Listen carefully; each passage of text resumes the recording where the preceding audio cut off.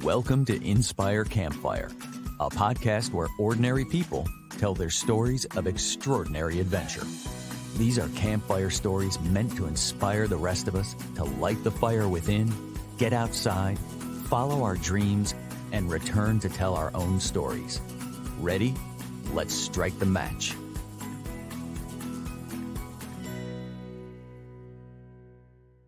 Welcome to the show. I am your host, Scott Wurzbacher, and today we're going to find out how close encounters with the land and its wild creatures can inspire a deeper connection to it. Today's guest felt a call to nature very early on, and following some incredible experiences connecting with the wild in Africa, he's dedicated his life to contemplation in the more than human world, and now he shares this gift with others. Rupert Marques is with us, and for 25 years, his professional practice has focused on wilderness rites of passage and the insight meditation tradition. He was trained through the School of Lost Borders in the US, and now Rupert teaches throughout Europe, America, and Asia at various retreat centers and beyond. He works with both individuals and organizations, and he's also a writer and contributor to the book Wilder Journeys, compiled by Miriam Lancewood, who was with us for episode 88, and Lori King. And I am so excited to share with you all his stories and wisdom of this curiously courageous adventurer. Rupert, welcome to the campfire. Hey, thanks so much. Yeah, thank you for being here. I have to comment for those that might be listening or watching on YouTube. You look like you're sitting in front of a fake Zoom background, but you're not. You're actually in Asheville right now, Asheville, North Carolina.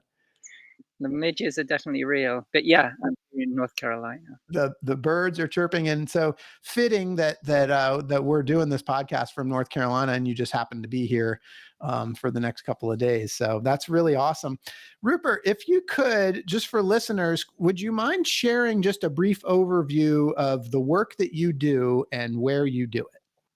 I mean, there's two strands to my work. One is the wilderness rites of passage work, holding space for people at particular transitions in their life to gain greater clarity or intentionality around the journey of their life. And the other is contemplative practice. Yeah, as you mentioned in the insight meditation tradition, this capacity to listen to the inner landscape of our own minds, in a way, the inner wilderness of our own psyche, again, for in service of freedom, for a greater possibility of living well on this earth, a more soul-infused life. Hmm. There's a lot there that I really want to dig into for listeners and, frankly, for myself. But before we do that, I want to build up to how you got to this point. And in the book Wilder Journeys, which is fantastic, in your piece that you wrote, you talk about an early dissatisfaction with culture and this call that you felt to adventure. And I wonder if you could share a little bit more about that.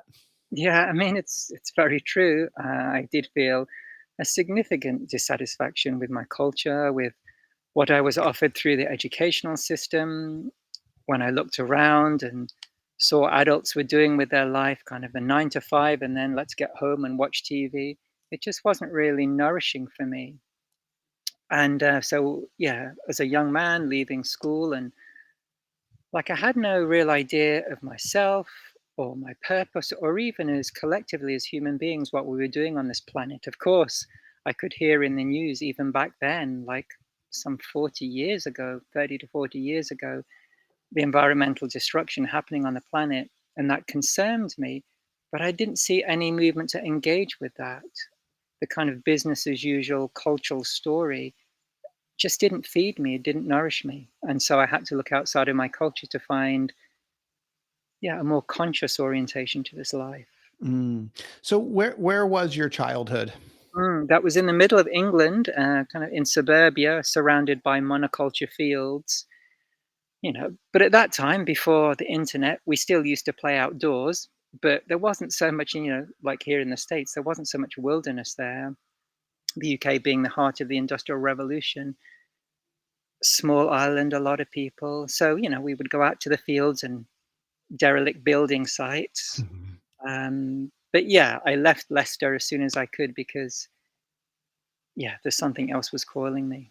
Yeah.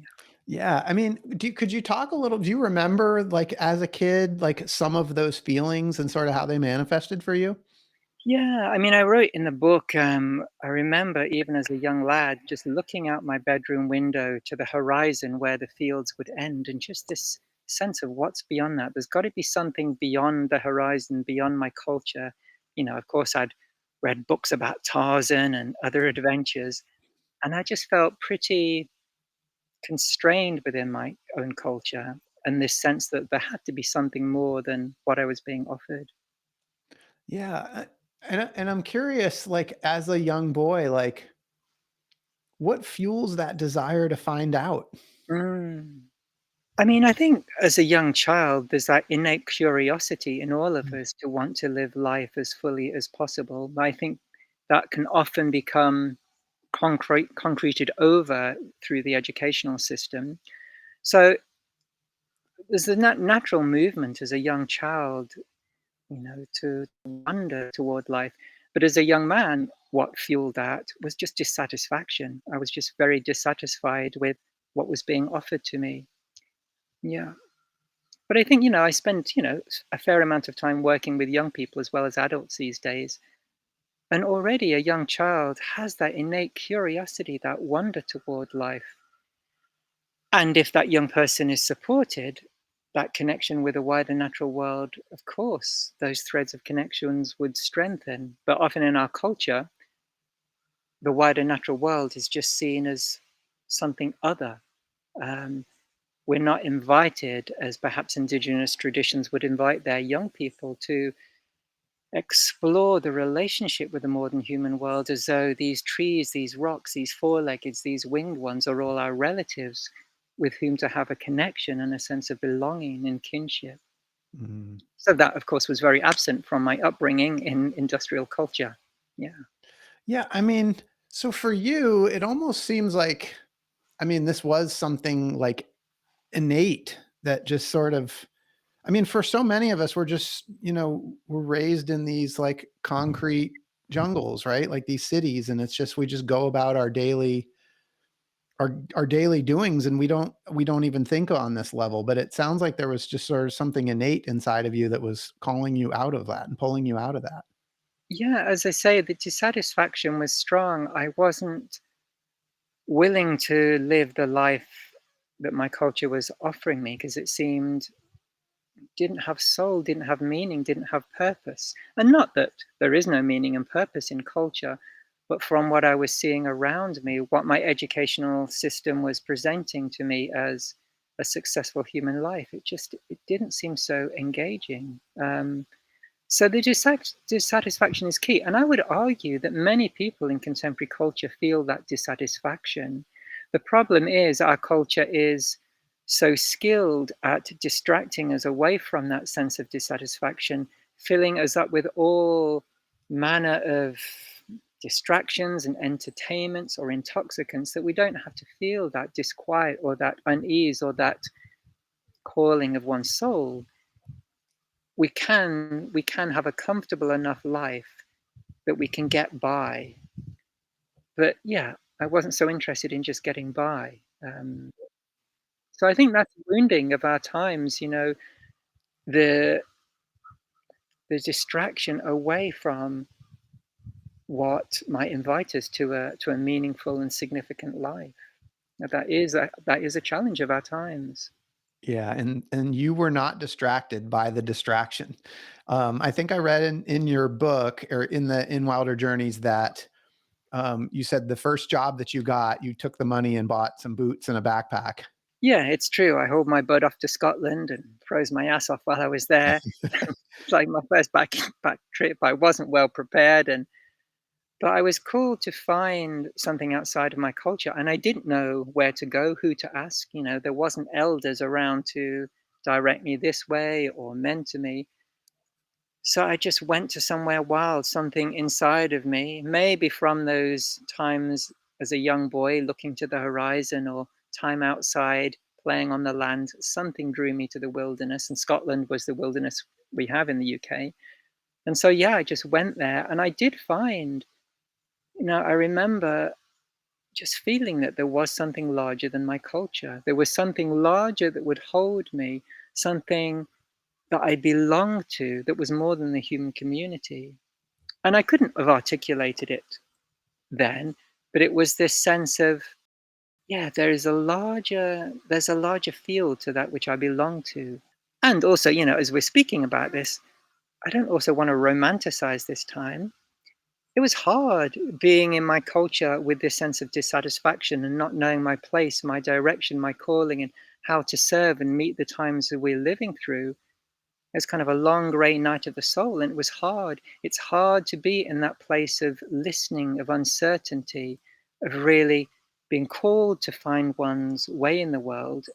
Hey everyone, it's Scott here. Did you know that the members of my real estate team, W Realty Group, are listening to their own voices that call to adventure by setting big goals?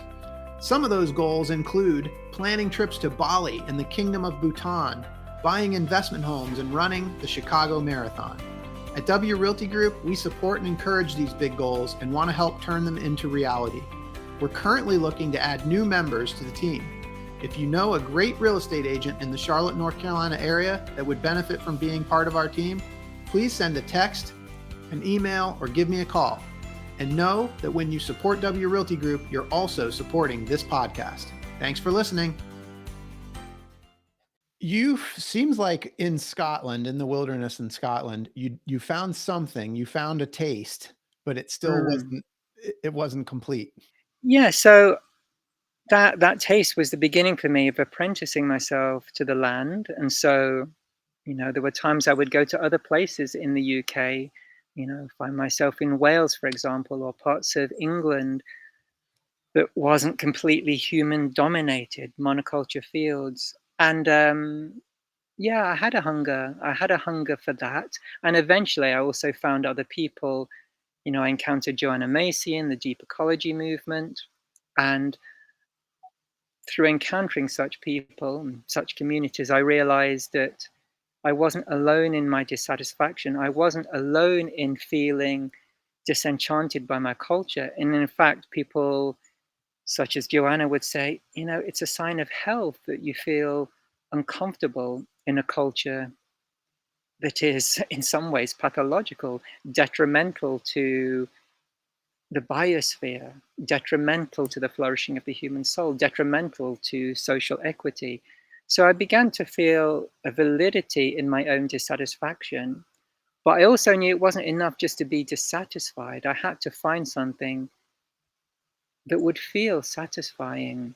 So yeah, the deep ecology movement was one thread. And at that time in my life, I took a pilgrimage to India and encountered contemplative practice, meditative practice. So beginning to understand my own mind.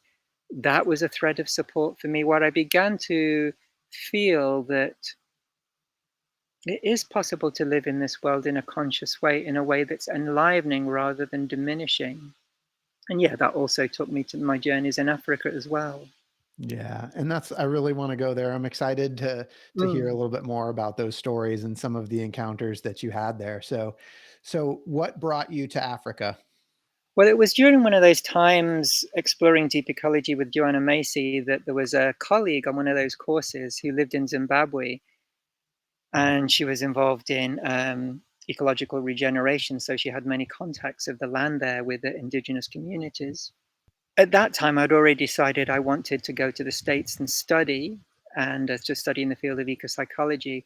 But before I settled down, I really wanted to taste what being in true wilderness would be like. I'd been to Scotland and places like that, and one can certainly get lost there, and one can certainly be humbled by there. I was just there earlier this spring. Huge storm, shredding my tent, breaking my tent poles, humbling me big time. So one can still feel that. But I wanted to be in an environment that, where I felt that I was part of the food chain, where human beings were not in control. It may be like this romantic image of those Tarzan books I used to read. I wanted to feel how it was to be in an environment where humans were just a participant and, yeah, a member of the biological web of life. And so I thought, I wrote to Bev, this colleague in Zimbabwe, said, hey, can I come over and visit? And she said yes. And so she supported me in having a range of wilderness experiences there, going out solo into the bush and also meeting some of the indigenous people of that land. And both of those avenues were really fruitful and formative for me. Yeah. You've mentioned Tarzan a couple of times. Can you share a couple of the stories with us about your experiences in the wild? Well, one thing to say, that image of Africa as this great wilderness, that was really dispelled as I was flying over in a biplane over huge areas of Africa. And even there's so much that has been humanly dominated, the agriculture, the pastoralism, and the wilderness areas. It wasn't like the whole of Africa was wild. Mhm. Even there, wilderness had been tamed to a large extent. And that's not to say there's not genuine wilderness there. I would go to certain areas and I would gain elevation, and all around me, as far as I could look, was just wilderness. So one could really feel one is in an environment that is non-humanly dominated. Yeah. Yeah. You talked a little bit about in Wilder Journeys about experiences venturing out on your own Mm, into the bush. yeah. Um, yeah, and I wonder if you could talk about and specifically had some encounters with some wild creatures out there and a connection that was made with them. And I wonder if you could talk about that a little bit.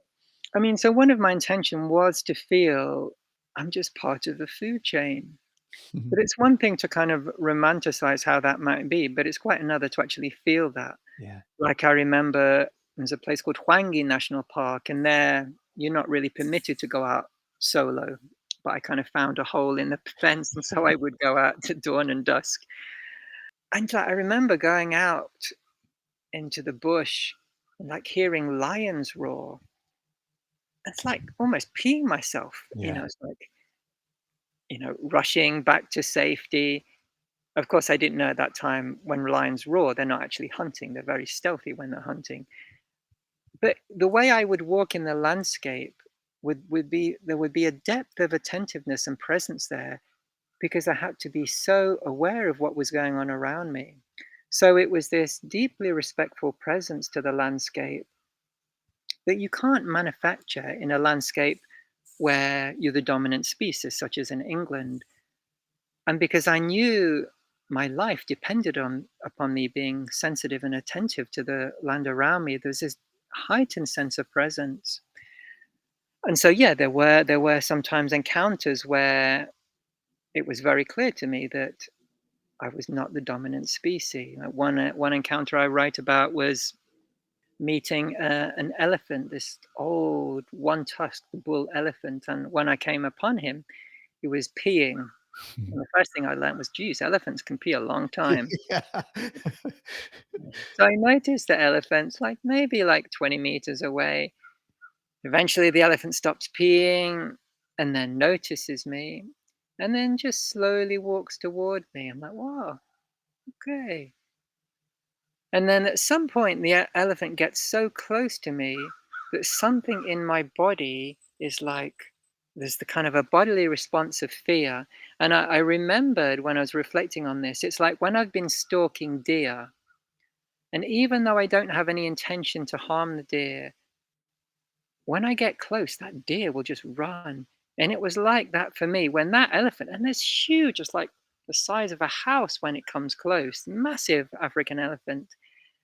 So when it grew close enough, even though it was just gently coming over, my body was just like, I'm out of here. So I started backing away. Elephant's still coming. I start turning around and walking a little faster. Elephant's still coming. And now I'm like, okay. I start to run a bit. And then the elephant's just, and then I look round and like, an elephant doesn't stop for much. Like I'm having to move in and out of the bush. The elephant, just anything in front of the elephant is just bulldozed. So then I have this exquisite feeling. It's probably less than a minute it lasted, but this exquisite feeling of now I'm running for my life. My life is dependent upon me hauling my ass, finding the biggest trees I can zigzag behind that the elephant can't just mow over. So that was one encounter where I Yeah. realized, yeah, this is have to be respectful here. I'm part of the food chain. So, I mean, raw instinct was kicking in for you, and you felt it, Yeah, and you were yeah, conscious of it. yeah. So that's the thing. I think when we lived in an environment where we were immersed in the wider natural world and we had to depend upon and survive in that wilderness, there was an acute sense of awareness there that we would have possessed. And definitely we would have felt that sense of respect, I believe, but also that deepening sense of presence with the wider natural world. I just took a group of students on a hike yesterday here in North Carolina. It was fine and beautiful. And it was a meditation retreat, so there's definitely a quality of presence. But it was a different quality of presence where each footstep you're just attentive and aware because you just don't know what's in the bush. I have a question about that because, so much of I'm for lack of a better word, I'm just going to call it sort of new age, right? Talks a lot about like the importance of staying present. And Mm, we have to kind of force ourselves to stay present, right? And what I'm hearing you say is when you put yourself in that environment, you didn't really have to try to be present. yeah. Yeah, so it's a curious thing to imagine our ancestors, how would they have lived? What quality of presence would they have? Because, yeah, one is impelled to be present. And it's not to say, for instance, through contemplative practice, that we don't cultivate that sensitivity. And for me, that's an interesting thing. Like, because, frankly, in my everyday life, I'm not about to be run over by an elephant or a Right. water buffalo. So, how do we cultivate that quality of presence in one's everyday life? And that's possible too. But yeah, you're right. We do have to work at it. It doesn't come for free. It takes a conscious intention, but it can still have this poignancy and intimacy with life. There can still be this closeness through that quality of presence that we might cultivate through contemplative practice, for example. Yeah. I want to talk about some of the feelings that you had there and some of that. I wonder though, because I maybe want to refer to both of them. Can you tell the water buffalo story as well? Okay, so one more story from Africa. But again, this is a humbling story. So I was at Mana Pools, and this is an area, big river system. And one evening, I remember walking out to a particular river.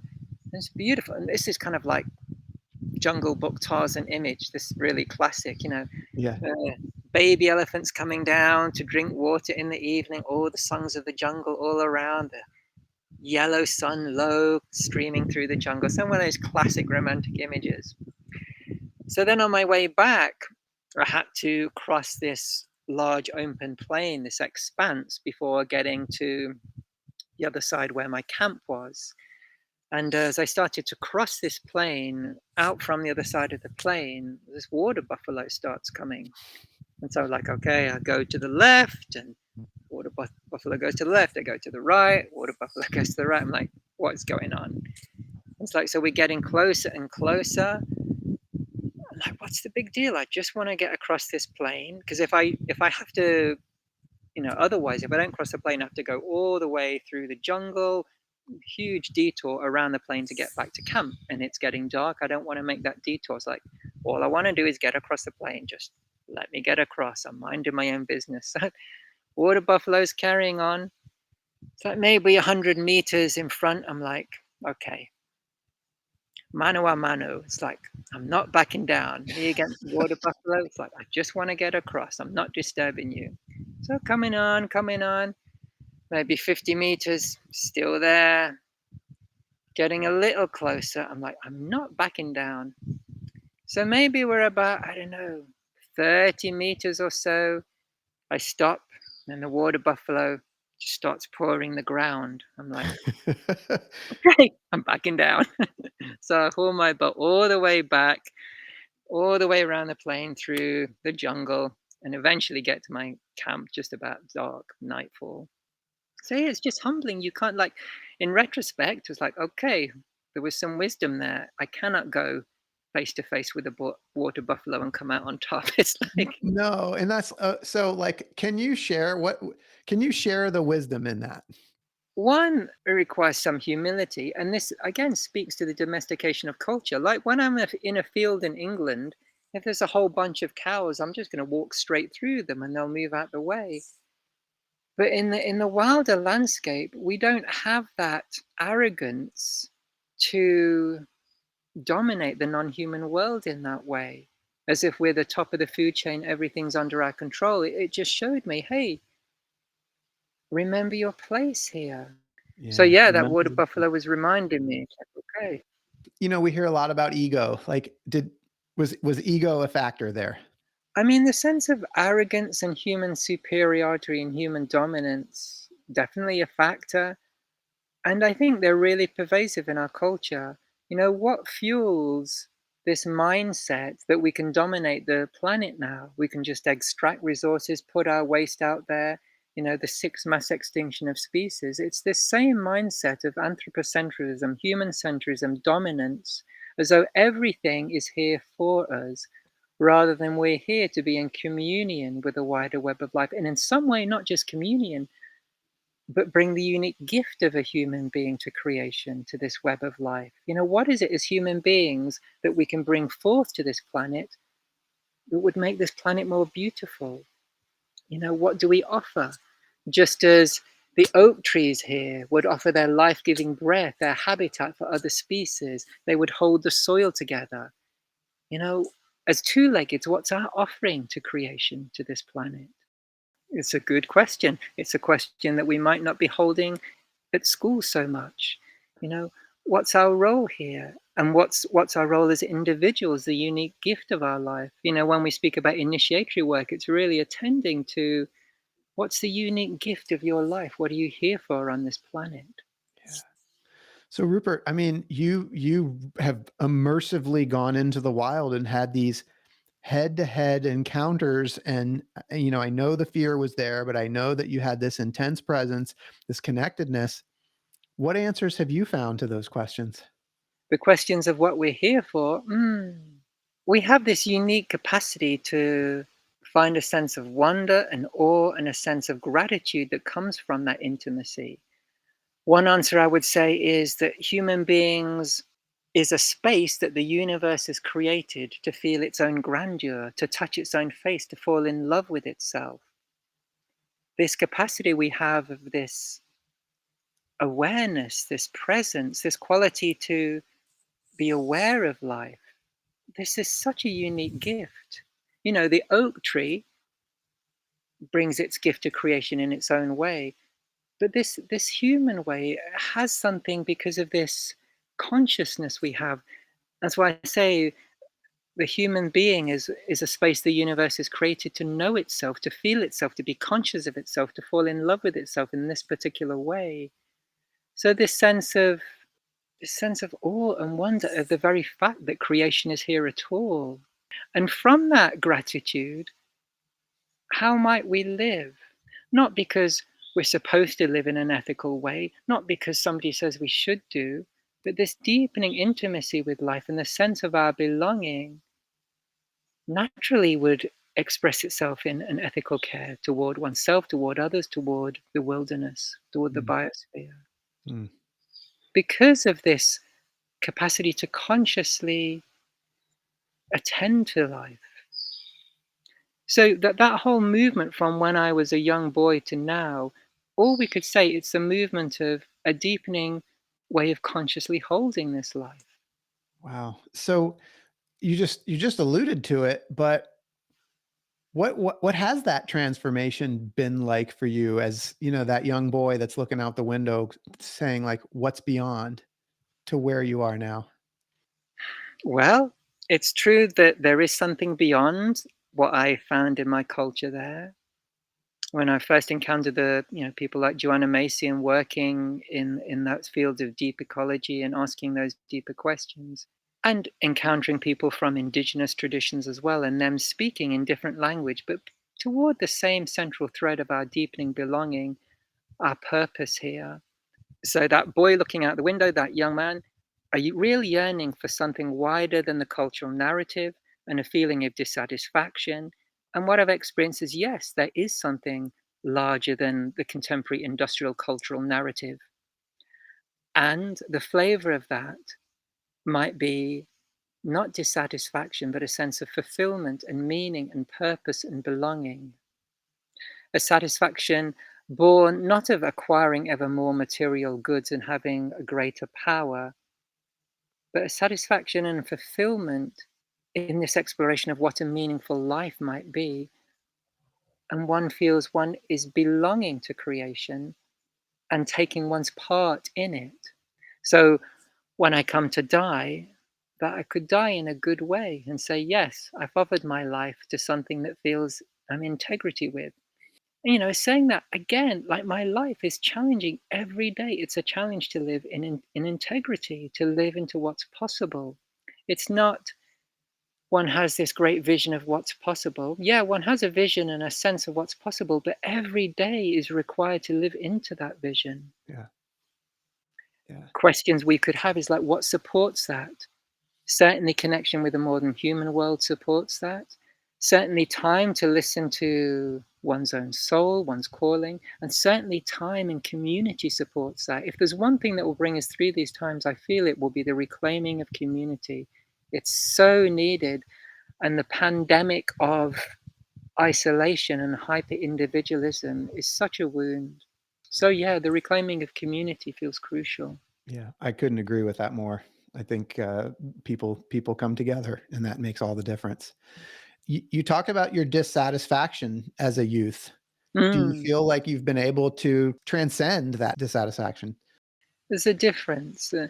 In my youth, there was a dissatisfaction and no sense of a pathway out of that.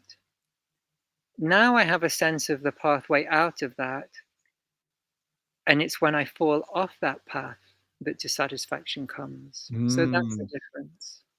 Can you say that again? Because that was profound. So as a youth, all I knew was dissatisfaction, and there was no pathway out of that. And in my own life, yes, there is a pathway out of that. But now my dissatisfaction comes when I fall off that path. Yeah, that's beautiful. So, Rupert, you used a couple of times one of my favorite words that I use on this podcast often, which is awe. And Mm. early on in the podcast, I did what I do and I went to the dictionary to see what the dictionary has to say. And dictionary defines awe as a feeling of reverential respect mixed with fear or wonder. And I'm just wondering how that definition hits for you. I mean, I don't know if I feel fear when I'm in awe, but also I would say I'd be careful not to make awe into something that's kind of so far away on some high refined level. Like this morning, I was just sitting, just looking out at the trees, the light on the trees, the gentle breeze through the leaves. And there was an intimacy there. We could call that awe in the very ordinary, the very simple. But it's the quality of attention, the quality of presence that brings forth that awe. It doesn't have to be, oh, a massive rainbow coming and now a buzzard flying around my head 3 times. Oh, now I can feel awe. But the quality of intimacy and presence we bring to life, that might be the root of awe. Mm. And it can be so very ordinary. And yet, the intimacy with the ordinary then somehow makes it fulfilling. Yeah. The intimacy with the ordinary. Yeah. Yeah, because we are so often overlooking the ordinary in the search for something special. But what we're looking for might not be so far away, but it's just the eyes that are looking that might need to change. Rupert, when you were in Africa and some of those experiences, just to touch on a couple of the feelings, can you talk about fear? Yeah, fear would come. Sometimes it would be fear born out of the mind, such as, hearing the lions roar, or, the story when hyenas are circling around my tent. It's like, okay. The stories that the mind, oh, what's going to happen to me? And then sometimes it would just be a very more visceral fear, like a porcupine suddenly rushes out the bush, or I'm climbing a ledge and suddenly cobra, whoosh. then that's that more visceral, intimate, body-based fear that the body responds before the mind has any chance to do anything. Yeah. Did the fear become easier to deal with like the longer that you were out there? Is it something that's practiced? I think perhaps, and it's hard for me to remember now, but what I perhaps imagine happened, that visceral fear to immediate threat would always be there, but the fear that's cultivated in the mind about, oh, what could happen if this happens? What could happen if that? That kind of proliferation in the mind bringing forth fear, perhaps unnecessarily, I think that would have quietened down. Yeah, that makes complete sense. And so I guess a similar question, but what we might call a more positive feeling is that like that feeling of aliveness and the feeling of being connected to Mm. nature. Yeah. Can you speak to that a little bit?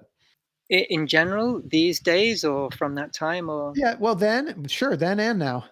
so yeah, as I spoke before, the feeling of being compelled to be attentive moment by moment, that engenders that intimacy. Like when one is so attentive to the moment, there's not enough time for the mind to be thinking about this in the future or that happened in the past. And in the absence of being lost in peripheral thoughts, again, the intimacy with the moment, with the landscape, um, yeah, brings that sense of fulfillment. And it's not only in moments of heightened sensitivity because of fear. Like I remember there's a place called Chamani Mani, very high cliffed areas. And I remember once hiking up real, so I could see the whole overview of the plain. And I had my little camp by this cave, and there was a pool of water there. And I had all I needed. I had enough food in my backpack. It's a funny story. I wanted to go very minimalistic, so I just packed fruit, dried fruit and fruit, a whole load of bananas in my backpack. And by the time I got up there, I just had big banana smoothie in my backpack. Anyway, another story. But that sense of being there, this beautiful cave to sleep in, the water to drink from and bathe, this whole landscape below me, I could see the clouds rolling through the plains. That sense of beauty can also bring that quality of awe and presence. It Yeah, doesn't have to be driven by fear. So it's a great question. What is it in our life that brings a sense of awe or contentment? But my sense is there will always have to be a quality of presence there. yeah, You cannot have a sense of awe without a quality of presence. yeah. I think that is whether it's the fear or the wonder or both combined, they kind of snap you into this place of presence. Yeah, yeah, yeah. Yeah. So Rupert, this experience in Africa obviously inspired you and kind of set you off on a whole nother journey. And I know that there's a lot of parts between Africa and the School of Lost Borders, but I wonder, you're the first person that mentioned the School of Lost Borders to me. I wonder if you could tell us about that. Yeah, so the School of Lost Borders is a school based out of California and that works with contemporary wilderness rites of passage. And they have been doing that for decades now, bringing people out onto the land at a time in a person's life where there's needing to be some attention given. It could be the transition into adulthood, to womanhood, to manhood. It could be midlife crisis. There's a sense of like, geez, where's my life been going? I've been traveling this path in my life. Is it really serving me now? And the sense of needing to reflect on life. Could be the movement into elderhood. Could be because of a loss, a separation. Could be because an addiction is compelling one to attend to one's life. So, some kind of sense of a transitional point in their life, and they're wanting to gain clarity in that, or wanting to mark that, or honor that. And so, in this particular tradition, 4 days and nights are offered alone in the wilderness, preceded by a period of days inquiring with that person as to their intention for marking this passage right, and afterwards a number of days mirroring the story back that's happened in that threshold time in the wilderness, so that person gets to see more clearly and a sense of empowerment and being witnessed in their particular story. So, of course, traditional peoples have had many passage rites, and the exploration in contemporary times is how to find our own way to honoring what people before us have honored, namely an individual human life and their place, their role in community, their place in the world. In short, I would say it's a ceremony that really honors a person. Mm. So you trained at the School of Mm, Lost Borders in these wilderness rites of passage. yeah. So can you talk a little bit more about how you have taken that work into what you're doing today and how you help people today? Yeah, so that is one of the main threads of my livelihood. And again, still holding to that main form of 4 days and nights fasting in the wilderness, preceded by some days supporting intention and some days afterwards hearing the stories. And the way I'm working in the UK and Europe with that is having elongated training. So we will work over the course of a year. Um, each season, we will go onto the land and receive the mirror of the natural world in spring, summer, autumn, winter, and how that might mirror something of our human journey, childhood, adolescence, adulthood, and elderhood. What are the social and ecocentric developmental tasks that are invited as we walk this journey as this human life? So, for example, childhood, the social developmental tasks might be forming of language and forming of relationships with primary caregivers. But in an ecocentric wheel, the ecocentric developmental task would be forming a connection with a more than human world. As I was speaking of earlier, that Yeah. all of these beings out here, there are relatives. And if that happened, one would expect as a person comes into adolescence and is inquiring about their life, what touches them, what wounds them. An adolescent in this wheel would somehow feel the wounds that are happening to the wider Earth community are actually happening to their body, and they would be concerned about this. They would feel in some way compelled to care for this life, that the gift of their life would be offered up not just to the human community, but the wider ecological community.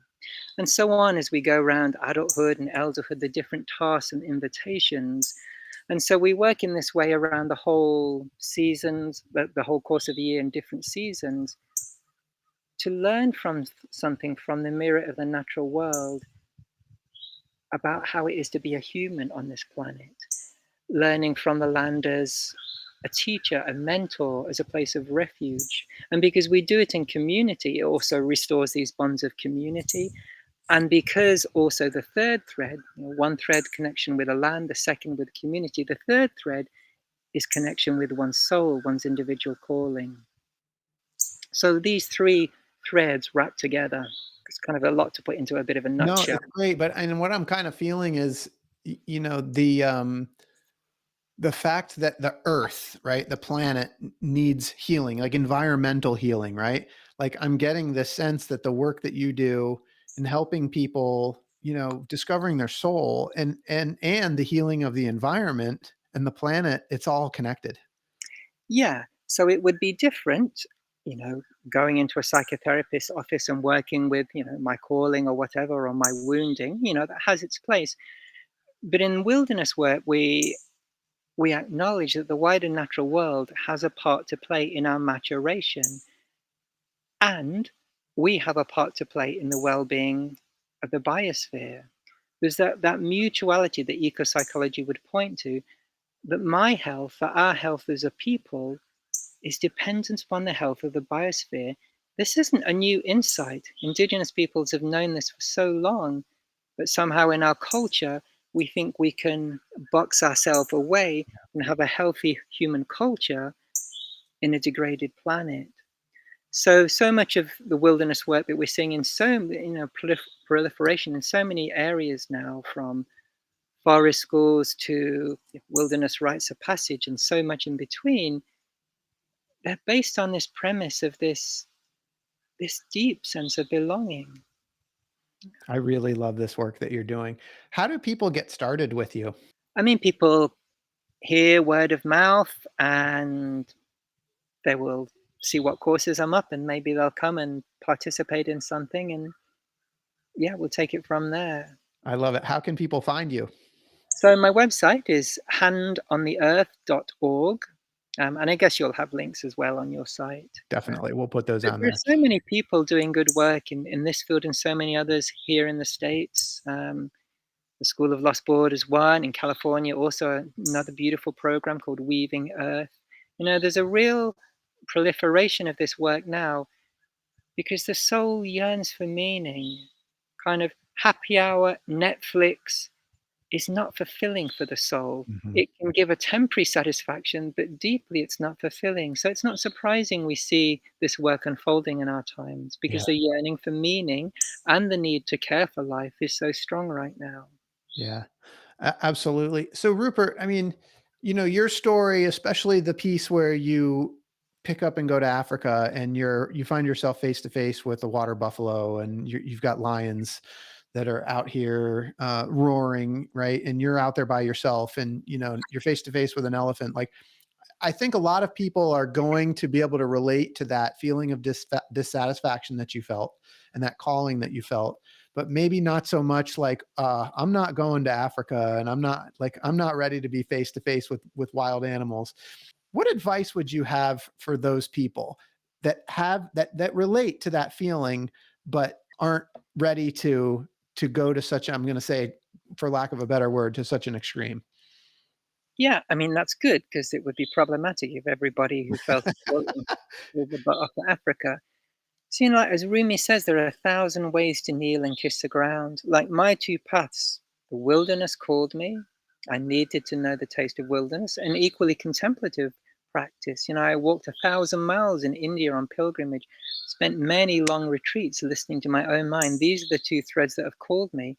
But there are so many other callings. So the question for me is, in response to this dissatisfaction or in response to one's calling, how will one make the space in one's life to listen? For me, it was to go to the wilderness or to be on retreat. But this, how will one make the space? And young people in particular really deserve the opportunity to listen. Like I think it's a travesty in our culture where this kind of factory and then okay, school, university, career. So how do young people in particular given the opportunity to listen? But no matter where we are in life, how will we make or create the conditions to listen so something might be revealed to us? Mm. And then that's where the trouble starts. When something is revealed to us, a particular calling, then we have to give ourselves to that. That might influence, it might change our life. So the first thing would be the listening. Listening seems so fundamental. That's why I was saying in my early story, didn't want to romanticize it. Sometimes it's hard to listen. We want the immediate answer. But it's not like going to the supermarket and buying something off the shelf. So, yes, the first invitation would be to listen, and then how to find the courage to respond to what one hears in the listening. And so there could be so many ways. And as I say, the supportive community is crucial in this.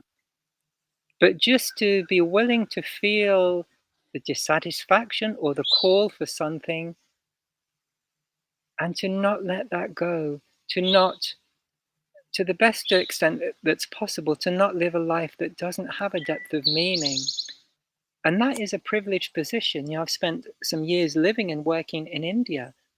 And for many people, there's not even the possibility of that. Just to get enough food on the table to feed the children is all that's possible.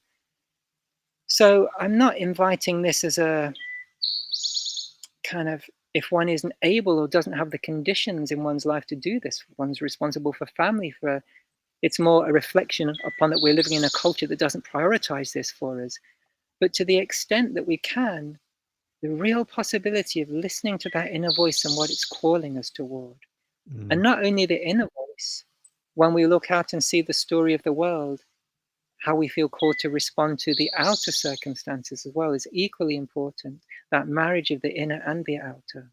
Yeah, I really love this because in a really beautiful way, what I heard was we need to listen to that voice inside that calls us to adventure and then have the courage to say yes. And to find what resources we might need to support that. Yeah, I love this. And to know that collectively something is possible, not just individually. I love this. So, Rupert, I ask everybody that comes on this podcast a couple of fun questions to wrap up. You have lived an incredible life and you're still going, and you've got so many amazing stories. And you know, those guys in Hollywood, they're going to want to make a movie about you. The question that I ask everybody is, who's going to be the Hollywood actor that's going to play you in your movie? I mean, the first person that comes, I'm not a big movie watcher, but the first person that comes to mind is Katharine Hepburn. I don't know how she'd play me, but there's something about her determination in her life of not conforming her life to the particular role models that might be expected. Something about her forthrightness, kind of her audacity that I, comes. I love this. We're taking the characteristics and we're running with it. Katharine Hepburn. I love it. And what's your movie going to be called? It would be called Listening to an Ordinary Life. Oh, Listening to an Ordinary Life, starring Katharine Hepburn. This is great. Thank you so much, Rupert. This has been truly, I'm going to say, an enlightening conversation. Truly, I really appreciate your time today. It's been fantastic. And for those listening, I hope you've been inspired today as much as I have. I hope that Rupert's story has encouraged you to listen to the voice inside that calls you to adventure, because we want to hear your story next. If you have a story to tell, or you just need a nudge to create one, please send me an email. We'd also appreciate it if you'd help us spread the word by leaving a review and sharing or tagging Inspire Campfire in your social media. And until next time, I want to encourage you to get outside. Thank you for listening. Rupert, thank you so much for being here today. Thank you so much for the invitation.